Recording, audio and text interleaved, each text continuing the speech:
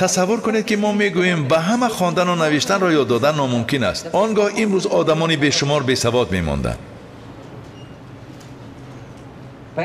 پس به همه بای شدن را یاد دادن ممکن. بیایید دست راستمان را میبرداریم و یک چیز مهم را تکرار میکنیم. با خود اندیشه عالی را میبرید. دست راست در طرف چشم راست است.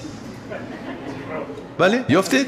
کسانی که 3 دیپلم دارند نیز این کارا کنند. با خورسندی خوب تکرار میکنیم. مشکلات و دشواری های حیات ما که امروز هست جزا برای گناه های پیشینه نیست. این آماده شوی است برای رسیدن به هدف های بزرگ.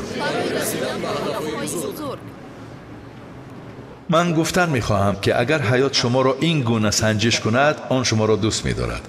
زمانی که من قرضدار بودم به فکرتان شاد بودم؟ البته نه، من در عذاب بودم، مرا پست می‌زدند. من با اوباشان و ریکیتیارها سر و کار می‌گرفتم. بسیار کسان مرا تحقیر می‌کردند. میلیس‌ها، فینپالیس‌ها، KGB، همه‌شان. ولی من فکرانی ثروتمندانه داشتم. وقتی کس فکرانی ثروتمندانه دارد، همه پرابلم، همه مانع، همه دشواری را برای خود میتواند به امکانیت تبدیل دهد. یعنی در حیاتتان کسی هست که بعضا شما را تنقید میکنند؟ هست؟ شما را تنقید میکنند که از عهده هیچ چیز نمیبرایی و اگر شما فکرانی ثروتمندانه داشته باشد، این برعکس به شما نیرو و الهام میبخشد. و اگر شما فکرانی کم بغلانه داشته باشید، شما باوریتان را گم میکنید. کی فهمید؟ در یاد دارم وقتی مفلس شدم، بار یک کس به من گفت دولت افغانی شاید به خودت فایده نمیرساند. من آمدم دفترم را گشودم و نوشتم نام و نسبش را، گپش را، تاریخ و ساعتش را. هر دفعه من به زیاده از 100 نشریات گوناگون مکتوب می نوشتم. آنها حتی نمی خواندن، زنگ نمی زدن، صرف نظر می کردن. من گفتم یعنی من باید رشد یابم تا آنها مرا گوش کنند و هر یک تاریخی روز را می نوشتم. به هر یک بانکیر یا صاحبکار اگر پیشنهادی می کردم و رد می کرد، من فکر می کردم خب باید انکشاف یابم، باید رشد یابم. هر گونه مانعه را می توانید به فایده خود استفاده برید و آن برعکس برایتان منبع نیرو می گردد. کی مرا فهمید؟ قرضهای مرا قوی گردانیدند. این برعکس خوب است. این تحفه تقدیر است. آدمی قوی نه کسی است که در بالاست، بلکه کسی است که افتید و نیروی یافته خسته توانست. چون که بسیاری ها می افتند و بعد خسته نمی توانند. به آنها آرامی باطنی نمی رسد. بله، من برایتان باز یک مثال دیگر می آرم. مثلا اگر شما نیکی کنید، منتظر نشوید که به شما برای آن منتداری می کنند. اگر این خیل باشد، عالمی باطنیتان خیلی تنگ و ناتوان است.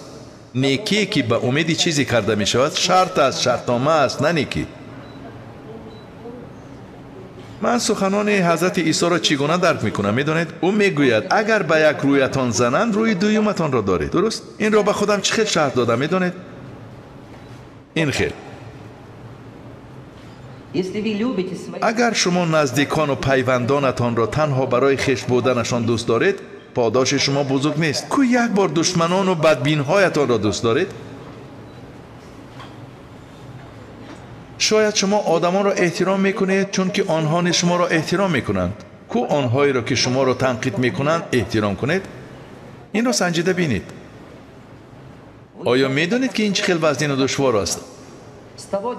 از آن روزی که این را خواندم، اگر بر رویتان زنند، روی دویمتان را دارید، من این را در خود مشق کردم. این خوب کمک میکند، کمک عالی میکند. اما اگر آن را درست فهمی،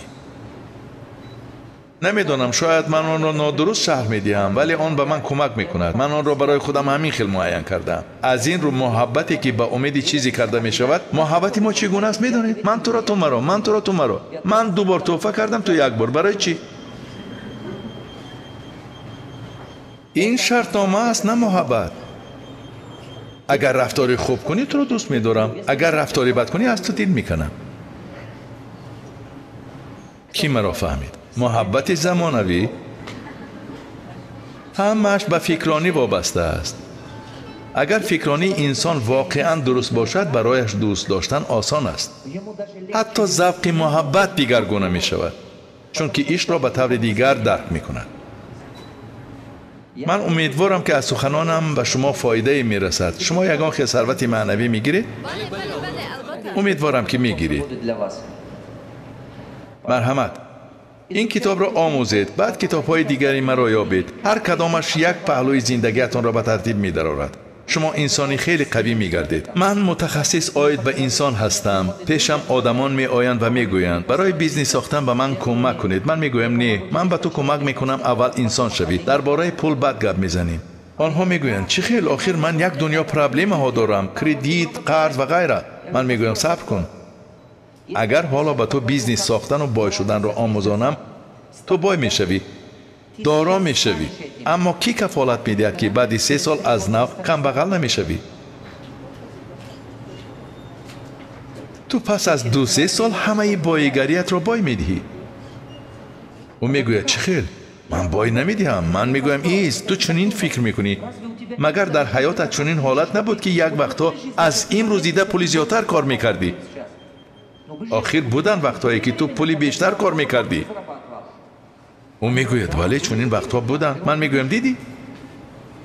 من میخواهم که تو شخصیت قوی گردی، در پایه قوی، در پایه درستی معنویات صاحبی بایگری شوی که آن تا به نبیرگانت رفته رسد. آن را هیچگاه بای ندهی. در درس‌های اولین سرشان گرنگ میشود. پس از نیم سال باشد مرا میفهمند. چون که از من دیمیدرال میخواهند. دیمیدرال رو میدونید میخوری و دردت گم میشود. من باشم میگویم نه دوستان این خیلی نمیشود. افکت فیرورک به من در کار نیست. من به شاگردانم چنین میگویم افکت فیرورک رو میدونید بوم میکفت و نیست. من میگویم افکت فیرورک رو آموزانده نمیتوانم، در کار نیست. کس زود انکشاف نمییابد، زود موفق نمیشود.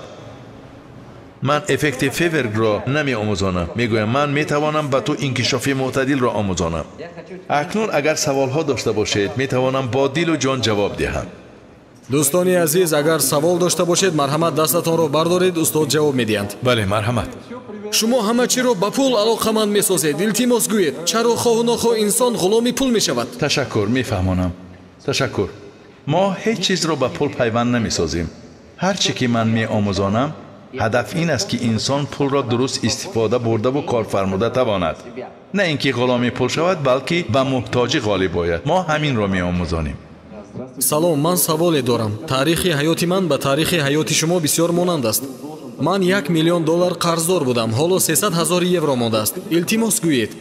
من در چندین کتاب‌ها و در بسیار جای‌ها خواندم که پول را جمع کردن در کار. سوال: اگر من 100 یوروگی جمع کنم، حالا 300,000 یورو قرض دارم. آیا این معنی دارد یا نه؟ البته دارد. دقت کن دادر عزیزم. گپ محض در پول جمع کردن نیست. گپ در سیستم است. سیرش در آن است که مغز سرت عادت می‌کند. این مثل چیز می‌دانی؟ قطره آب. قطره آب با چکیدن به سنگ پیروز می‌آید. وقتی قطره آب دائمی میچکد با گذشت وقت در سنگ کفیده پیدا می شود. گپ در آب نیست. آب نرم است. آب مایع در قیاس سنگ ضعیف است ولی آن به سنگ پیروز می آید. آنچه که تو گفتی آیا این معنای دارد یا نه؟ همیشه معنا دارد. اگر همین کار را نکنی برایت دشوار می شود. وقتی پول جمع کنی را سر کنی امکانیتت زیادتر می شود دادر عزیز. فهمه؟ برای زودتر از قرضت رها شدن جریان پولی بیشتر ساز. جریان پولی ساز و از نیازمندی خود را آزاد کن. کاری کن که پول برایت کار کند و آسان زندگی کنی. میلیونر و میلیاردر شدن شرط نیست ولی حتما از جهت اقتصادی آزاد بودن در کار تا که محتاج نشوید.